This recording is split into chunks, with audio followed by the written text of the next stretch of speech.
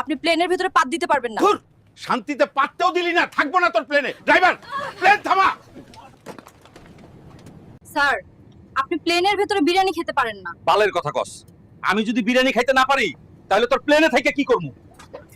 Plane বালের প্লেনেই থাকবো না। প্লেনের মধ্যে ওই মাইয়াটা বিরিয়ানি খাইতে দেয়নি, তাই লাভ দিছি। বিরিয়ানি আমি খাবোই, দেখি কে আটকায়। স্যার, প্লেনের বাইরেও আপনি বিরিয়ানি খেতে পারবেন না। এই মেয়ে, তুমি আমার বিরিয়ানির দিকে এত তাকাচ্ছ কেন?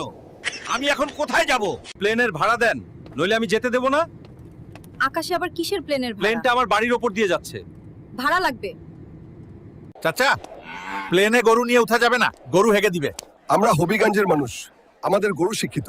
এই গরু, তোর পাসপোর্ট দেখাই। স্যার, স্যার, প্লেনে মুরগি আনা নিষেধ। আমি মুরগির টিকিট কেটেছি। কম কথা বলুন, প্লেন নোয়াখালীর ওপর দিয়ে গেলে পাথর মেরে ফেলে দেবো। আপনি হেগে দিছেন কেন? ধানের জমিতে হেগে হেগে অভ্যাস। এই টয়লেট তো ঘুপছি, ঢুকতেই পারি না, তাই ভাবলাম এইখানেই মাইরা দিই। সরি।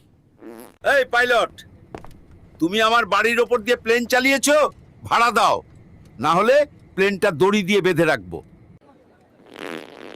এই বুড়া, এটা তোমার বাড়ি না যে এমন করে পাতবে। শালির মেয়ে কি বলে? আমি সুগন্ধ ছড়াই।